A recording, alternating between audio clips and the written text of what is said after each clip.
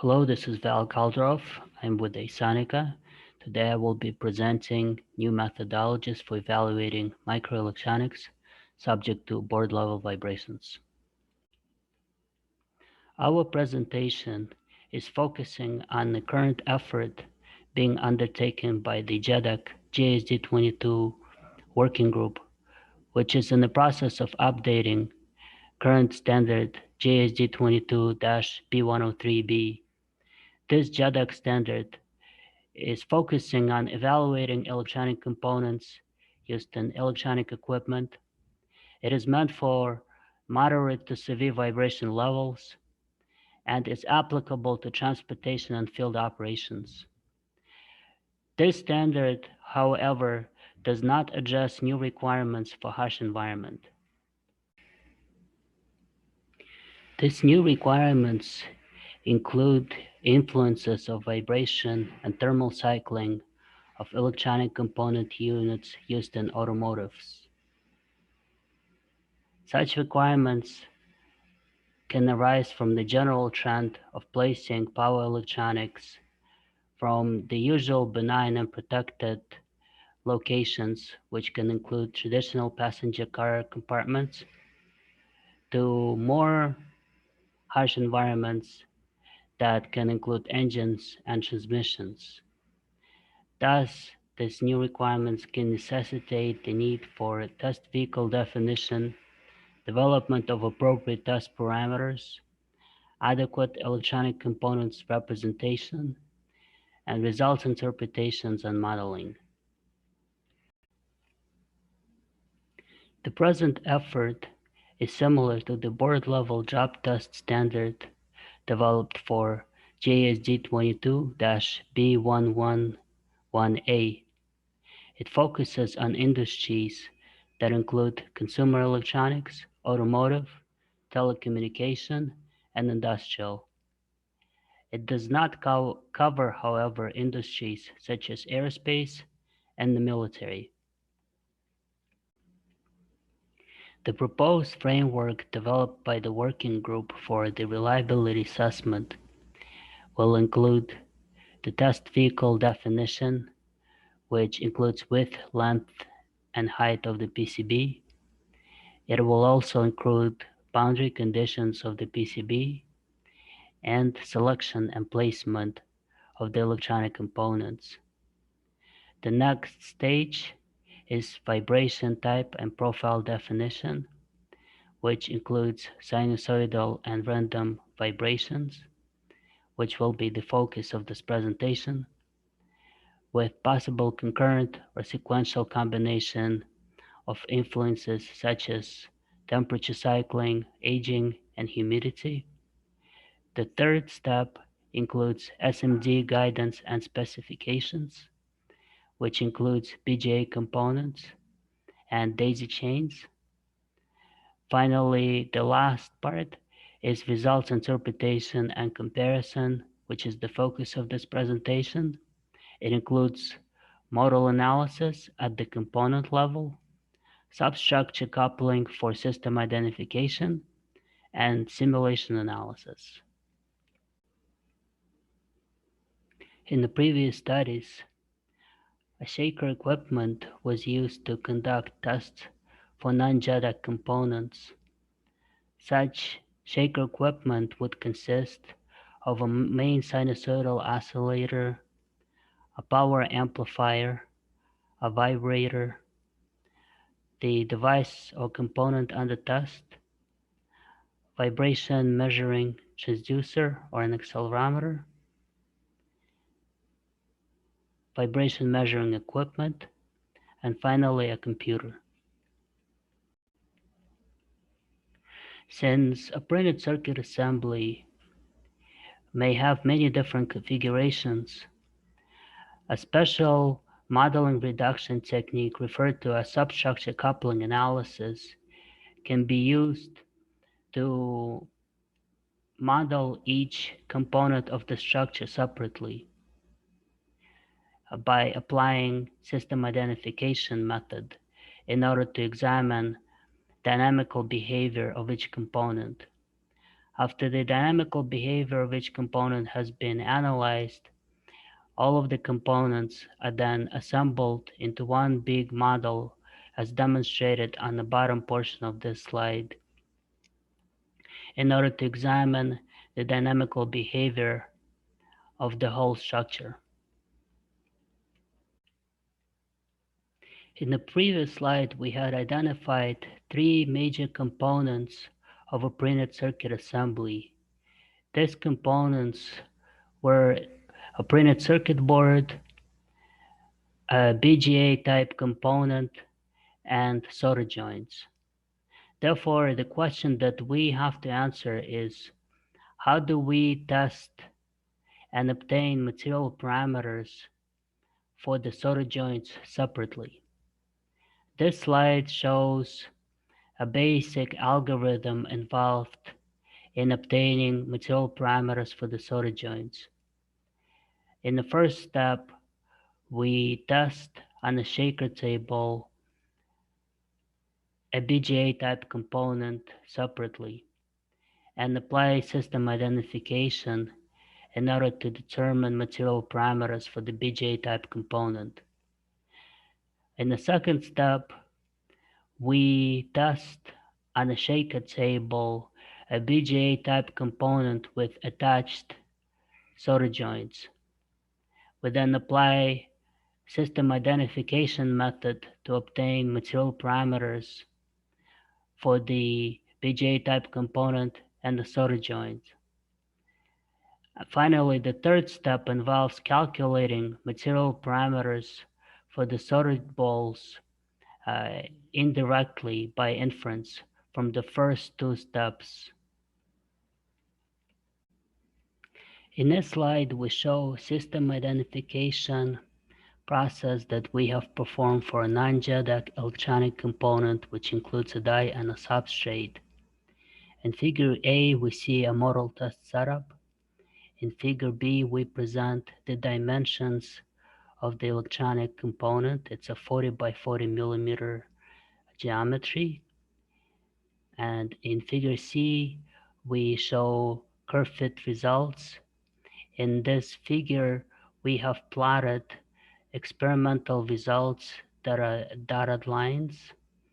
We have obtained these results from the shaker equipment, and then we have used a Nelder-Mead algorithm in order to curve fit these results and obtain resonance frequency with an error less than 1% and a resonance acceleration also with an error of less than 1%. These results were then used to obtain the physical parameters. For instance, in figure D, we see these final results for the Young's modulus, Poisson's ratio, the two damping coefficients, and the density. So as I have said, under the final column, after several iterations, we have obtained 11.3 gigapascal for Young's modulus, 0.37 for Poisson's ratio, 0.025 and 2.19 times 10 to the negative 8 for the two damping coefficients, and 4,500 kilograms per meter cubed for the density. We have also performed system identification process for a non-JEDEC PCB. So in figure A, we see 100 by 100 millimeter square board. In figure B, we show curve fit results. As in previous figure, the dotted lines represent the experiment, while the solid line is the curve fit that we have obtained through the Nelder-Mead algorithm. So the The response curve shows two resonant peaks. So the first resonant frequency, we have an error of less than 1%. For the resonance acceleration for the first resonance frequency, it's about 5% error. For the second resonant frequency, the error is about 1%. And we see that we have of about 26% error for the second resonant acceleration.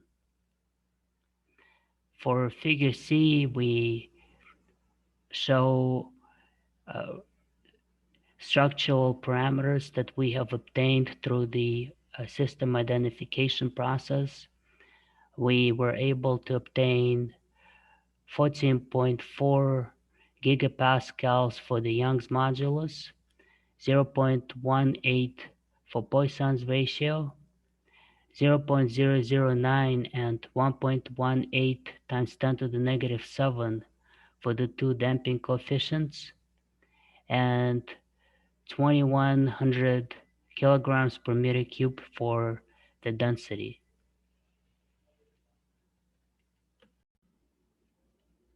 In this slide, we show proposed JEDEC test vehicles that we intend to test.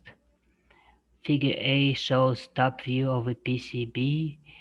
It's a square board with a designated location for the package that will be mounted on the PCB located in the center. And it shows on the sides the number of screws that will be used in order to attach the PCB to the shaker table. In figure B, we show several proposed test vehicles. The test vehicle number one is a 140 by 140 millimeter board with 1.6 millimeter thickness with 4 screws. The second proposed test vehicle is also 140 by 140 millimeter board with 1.6 millimeter thickness, but it will have 8 screws. The third proposed test vehicle is a 77 by 77 millimeter square board with 1 millimeter thickness and 4 screws. Finally, the fourth proposed test vehicle is a 77 by 77 millimeter square board with 1.6 millimeter thickness and 4 screws. Finally, figure C shows a BGA electronic component consisting of a die and a substrate. The top view and the bottom view shows 769 solder balls. We have conducted preliminary computer simulation study of the proposed test vehicle's acceleration versus frequency response behavior. This preliminary study consisted of 3 parts. The first part was a 4 versus 8 standoff for the 140 by 140 millimeter size PCB with 1.6 millimeter thickness. The second part is a study of thickness and PCB size. We compared 1 millimeter versus 1.6 millimeter thickness for the 77 by 77 millimeter size PCB, and the overall comparison with respect to the bigger PCB size of 140 by 140 millimeters with 1.6 millimeter thickness mounted to the shaker table with 4 standoffs. Finally, the third part is a study of 2 light versus 2 heavy accelerometers mounted on a proposed test vehicle 2. One of the accelerometers is mounted on a die at the midpoint of the printed circuit assembly, and the other one is mounted on the PCB close to one of the 4 corners of the BJ package. The mass of the light accelerometer is 0.5 grams, while the mass of the heavy accelerometer is 4.0 grams. We saw results of the acceleration versus frequency response plots for the 20G sine sweep input for the three cases. For case number one, which is figure A, we show results of the 8 standoffs versus 4 standoffs of the 1/4 FEA model, which models 140 by 140 PCB size with 1.6 millimeter thickness. It shows results ranging from 20 to 2000 hertz. We see that the results for 8 standoffs has 3 peaks, while the results for the 4 standoffs has 4 peaks. Uh, so the board with 8 standoffs is located to the right, uh, but it also has higher acceleration peaks. For case number 2, we see in figure B results for the 77 millimeter boards with 1.6 millimeter thickness versus 1.0 millimeter thickness. The number of peaks for the 1.6 millimeter thickness is only one, while there are 2 peaks for the 1 millimeter thickness. We also compare this results to the 140 by 140 millimeter board with 1.6 millimeter thickness, which has 4 peaks. Finally, for figure C, we see case number 3, where we model simplified FEA, uh, which excludes the effect of solder joints. And we only want to compare the behavior of light accelerometers versus heavy accelerometers installed on a PCB of 140 by 140 millimeter with 1.6 millimeter thickness. We see that the light accelerometers uh, have the effect of increasing, therefore shifting the curve to the right, but also increasing the acceleration peaks. Here we show test setup for the proposed test vehicle 2, which is 140 by 140 millimeter size board with two heavy accelerometers installed, one at location ACC1 and location ACC2. We also show the number of strain gauges that we have installed on the PCB. Uh, on the top side of the second figure, we see locations SG1 and SG2, while the bottom side of the PCB shows locations SG3 and SG4. In this slide, we show measurement and simulation comparison results for the proposed test vehicle 2. The graph to the left shows acceleration versus frequency response comparison plot of a 1/4 FEA model versus actual lab measurements when 20G sinusoidal sweep vibration input is applied. The measurements for acceleration response are taken from the ACC1 location. We see that the graph has a log-log plot where the red line is the 1/4 FEA model and the blue line is the lab measurement result line. We see that the shape of the two curves are generally similar, with uh, each of the curves having 3 peaks. The table to the right shows random and sine sweep comparison results of maximum strain at the SG3 location. The last row shows the error between predicted maximum strain with the FEA model and the measurement maximum strain taken from the SG3 location.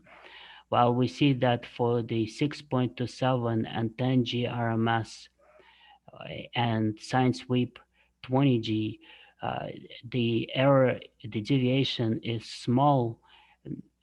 For example, negative 1.34%, 1.48%, and 3.38%. For the 3.1 G RMS, we see a quite large deviation. This may be due to the fact that when the test results were taken, the sine sweep was of 20G was applied first, and the 3.G RMS was applied second. The high sine sweep load may have caused some strain hardening behavior of the PCB, and therefore we see a large deviation for the 3.1 GRMS. In this slide, we show test failure safety factor calculation for the solder joint fatigue. The formula on the left shows the relationship between the safety factor of the number of cycles to failure to the safety factor of the stress amplitude, which can be calculated with the help of the M parameter, which comes from the SN fatigue curve shown on the right. The SN fatigue curve is shown in order to identify the safety point, which is located below point 1 and to the left of point 2. Also, we show calculation results for the table located to the left for the safety factors, comparison between the SAC 305 and the eutectic solder joints. We see that because the SAC 305 M parameter is much higher, which is 14.08 versus 4.0, the safety factor of the number of cycles to failure is also much higher, which is 18.80 versus 2.30. But the safety factor for the stress amplitudes are the same, which is 1.23. In this slide, we show a general overview of the computer simulation model assessment of each vibration input profile.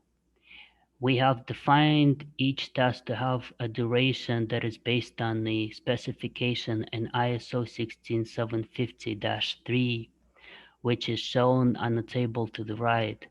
The first column shows types A through E, which is a requirement per axis that ranges from 8 to 94 hours. So if we go back to the big table on the left, we see that the first column shows vibration type from 18.4 GRMS to 2.0 GRMS, while the rest of the columns show the data for the proposed test vehicles 1 through the proposed test vehicles 4. We see that for 6.27 GRMS broadband, which is a flat profile and above, none of the proposed test vehicles are expected to survive, and they're expected to experience some early damage for the possible type A test, which is 8 hours.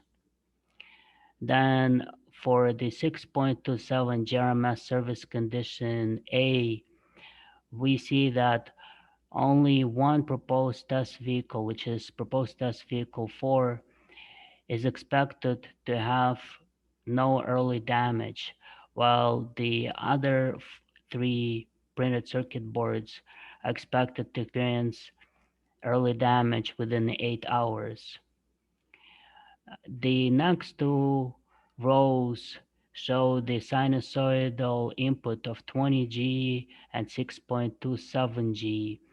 For the sinusoidal input, we have identified resonance frequencies and the type of failure that are expected to occur, which is overstress to the printed circuit assembly or the solder fatigue failure. The uh, the next rows show the random vibration input from 3.1 GRMS through the 2.0 GRMS. For the 3.1 GRMS broadband flat profile, in addition to the proposed test vehicle 4, we see that the proposed test vehicle 3 is also not expected to have any early damage, while the proposed test vehicle 2 and the proposed test vehicle 1 are still expected to have some early damage within the 8 hours. For the 3.1 GRMS service condition B, we see that for proposed test vehicle 2, we expect to see some early damage within 18 hours. For 2.0 GRMS flat profile, we see that for proposed test vehicle 2, we expect to see no early damage, while for the proposed test vehicle 1, we expect to see early damage within the 94-hour of the duration.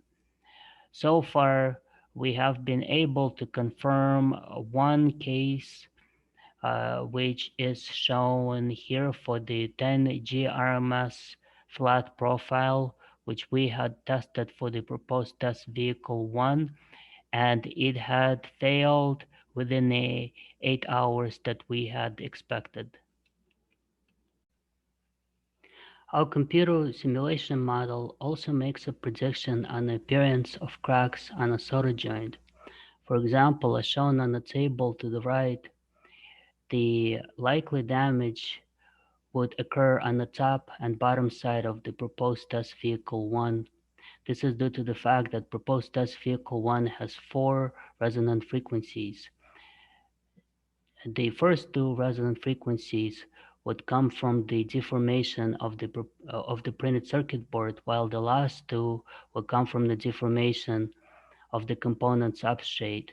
Since proposed test vehicles 2, 3, and 4 have less than 4 resonant frequencies, the 1 or 2 resonant frequencies that would disappear would be due to the fact that those curves would shift to the right, as we had seen in the previous slide, and would make it more likely that only the resonant frequencies due to the deformation from the PCB would remain, and therefore uh, uh, make it more likely to have cracks appear only on the bottom side of the solder joint. In the future, the JADAC working group is expected to do some additional work relating to the additional environmental effects that would include sequential or concurrent influences such as temperature cycling, humidity, and aging. Also, we plan to introduce some design changes to the printed circuit board assembly.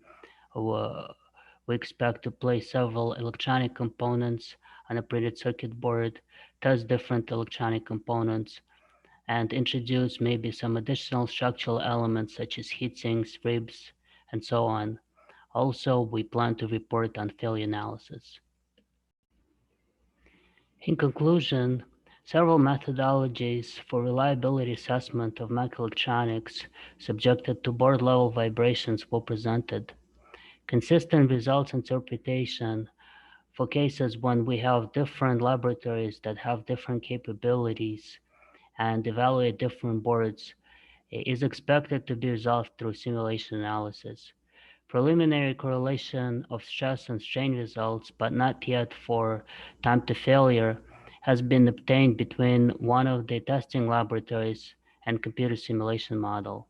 Future test results and future analysis will be expected to validate computer model predictions. Finally, we would like to give special thanks to the whole GSD22 working group participants for their support.